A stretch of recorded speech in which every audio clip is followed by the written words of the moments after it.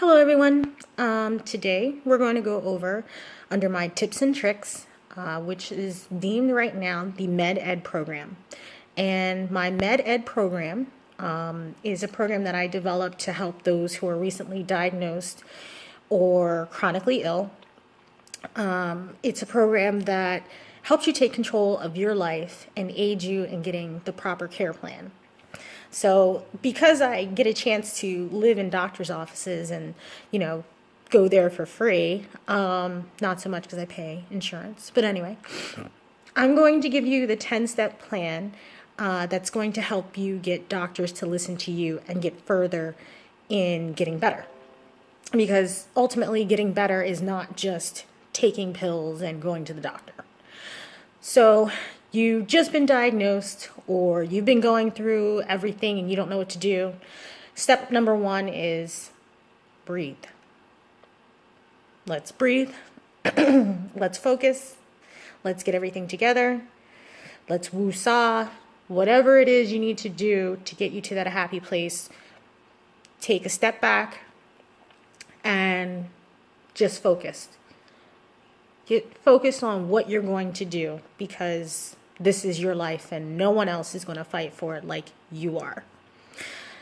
After you've taken a breather and begun to just assess properly that maybe you've given the diagnosis of MS, cancer, anything, the next step you have to do is get organized. And by organized, I mean you're going to have to start getting a binder together of all of your lab work, all of your medical documentation, and make a medical binder. This right here has my lovely name, is my medical binder. And in it I have plenty of stuff that has all of my labs. It's sectioned by labs when I go to the doctor, when I go to the hospital, anything that's been done, information. I even have pictures of my doctor, so just in case if somebody is taking care of me and I'm out of sorts or whatever, I have everything listed there. And the reason I say that is because I know that everything is getting digital, but when you go to various doctors like I do, they're not going to have enough time to go look things up. And I carry that thing around with me all the time because it helps them to help you. When you have an issue where you want to say, look, the world is round, this is why, nobody's going to believe you if you just say it, right?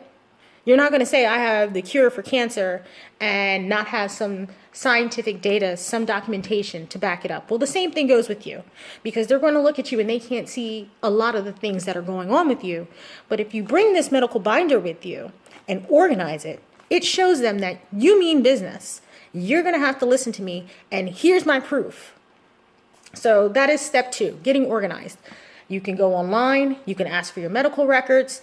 Every time that I get my blood work drawn, I ask for a copy of it. Anytime that after I leave, I know that I can go online just in case if I forget and download my medical chart. But start collecting that. And even if you aren't sick, you should have a copy of it. It is your right. Remember that. Number 3 is to start researching doctors. If you have a medical illness and you need to see a specialist, you need to see a pulmonary doctor, rheumatologist, anybody, research them. Don't just go by, okay, my insurance, look in the book, these are the doctors that are covered, this one's close to me, this. You want the best care. When you go out to eat, you want a steak, you want the best steakhouse, correct? I know I do. I'm a foodie. Same thing goes for you when you're going to see a doctor. So there are websites out there where people do rate doctors and get their other opinion.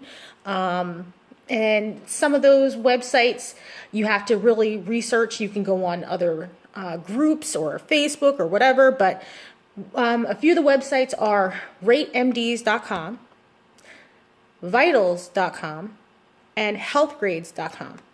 And search the doctors that you're considering. And you can even go on Yelp too now. But do your research.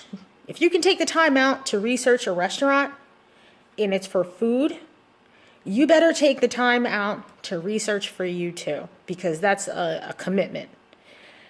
Number 4 is document, document, document. That goes back to my medical binder.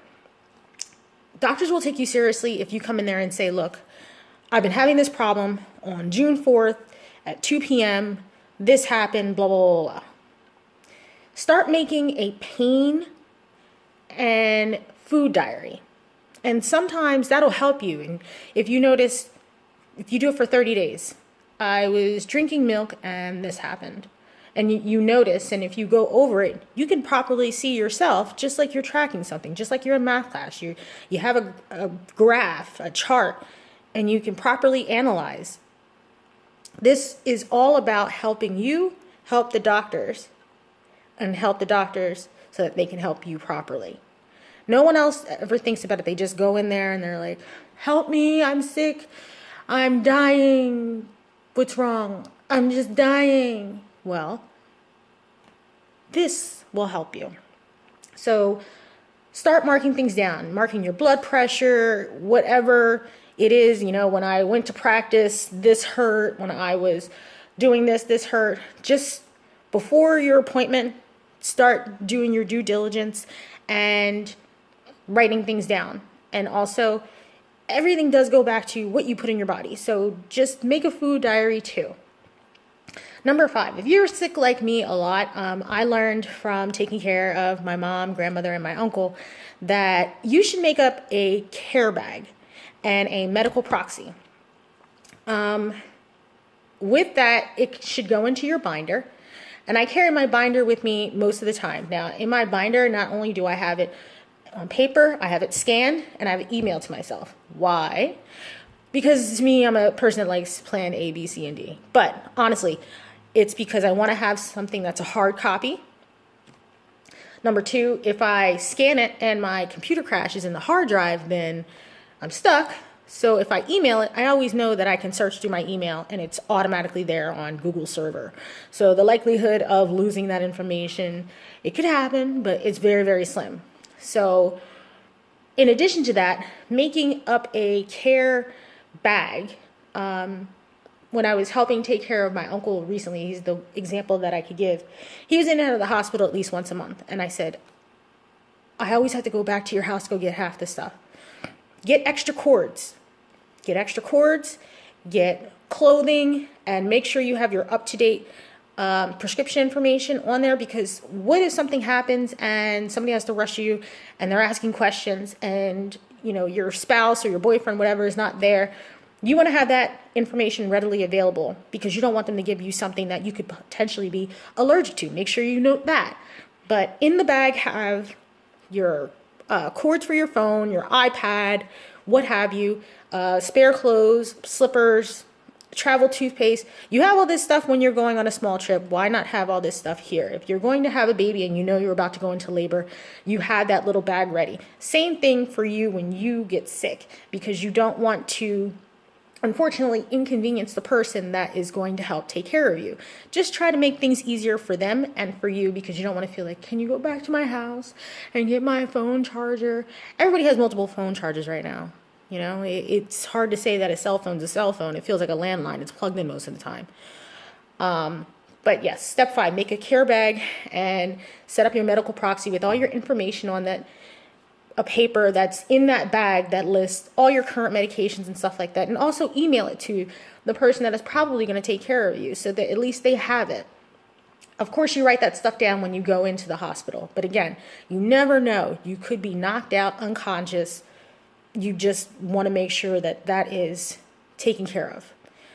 Number 6, talk, and don't stop talking. When you finally get that doctor in there with you and you're at your first appointment, or any appointment, but honestly at your first appointment, hope that they put out 30 minutes or more, not this 5-minute business. This, and this is happening to me. And once you've done all the other steps before this and you show them like, look, we're going to talk about this and all this stuff that's going on so that you can properly help me, they're going to know they're going to be in for it. And you're actually going to be one of those patients that's going to make it really easy for them to actually give you the right stuff. Tell them everything. You're like, look, I did my essay and I properly cited everything, and here it is. Get everything out and don't be afraid. Don't be intimidated. Sometimes they come in there and they have a little stank attitude, like, hurry up, I got to go to my next patient. Don't let that stop you, because I don't. I'll let them know. I wasn't done. You need to come back. I wasn't done. I know my rights. Sit down. That goes into number 7. Know your rights as a patient. I say that because the way I am, with a little bit of hesitation, but you have to be very adamant in letting them know that you know exactly what's going on. When they give you a prescription for something, that doesn't mean you have to take it. You know how many times I tell doctors, thank you for that.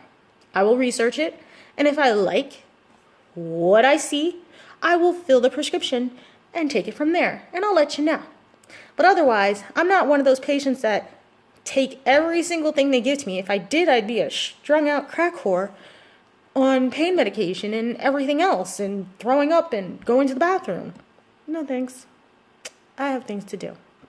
And not everything that they prescribe, most of the time, it's not, intentional. They're not really trying to make you sick on purpose, but I'm not trying to have CVS in my bathroom. So know that you can refuse it and say, come back to me. I know there's another treatment.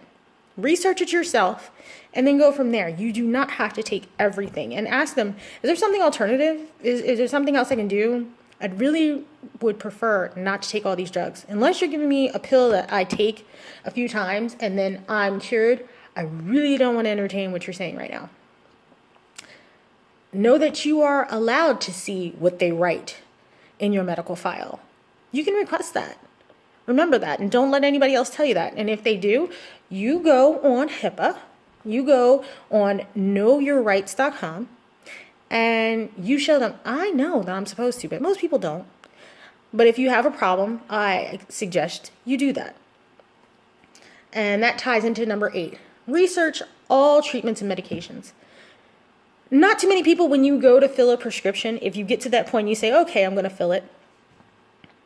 When you go up to CVS or any other drugstore, get that consult from a pharmacist, because you never know if you're taking multiple drugs, if that's going to conflict with what you're already taking. Maybe you see a rheumatologist, maybe you see a lung doctor, maybe you see a hand doctor, and they're all giving you a couple of different things, and maybe you see a cardiologist. Those drug interactions, that's what the pharmacist is there for, their specialty. They go to school for almost 9 years studying drugs. I think they should know what they're talking about, and a lot of people just want to run out and, no, I don't need to know. That could potentially save you. So do your research online, and when you do decide to fill it, make sure you always clear it with the pharmacist. You can never be too careful. I don't know if you know this, but you only get one body. So might as well treat it right. Number 9 is your demeanor in the exam room with the doctor.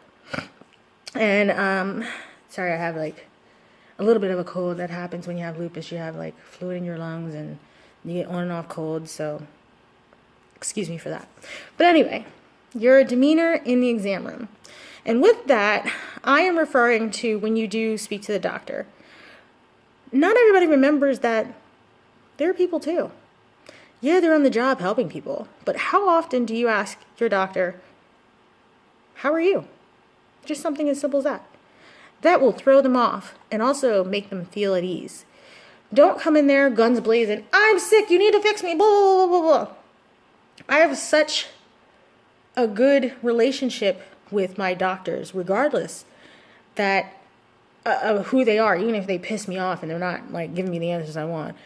I still remember that they're a person. Keep it calm, cool together, and ask them how they're doing. I mean, doctors aren't walking around like they're immortal and perfect. I know a lot of my doctors who are big, and I'm like, okay, you want me to lay off this, but you might be kind of big. You don't look like the healthiest person. You know, you're like 100 years old. Don't act like nobody's ever thought about those things.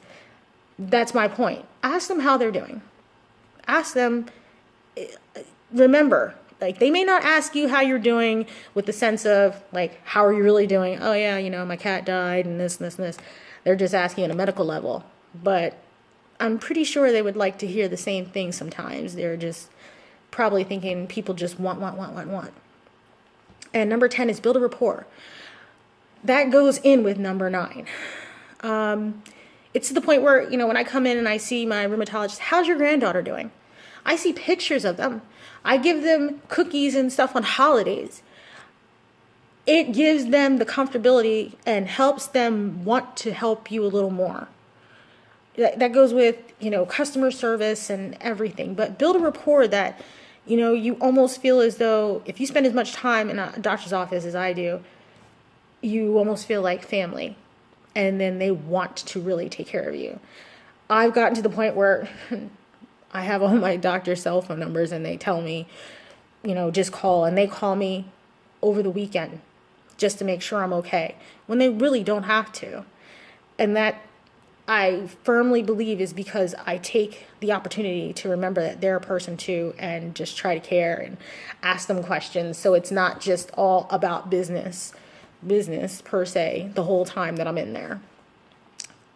But that is my 10-step program, MedEd.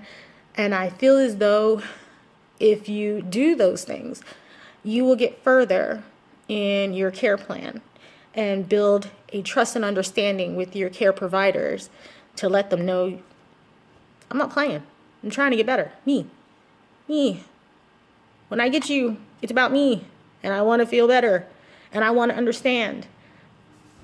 But again, thank you for listening.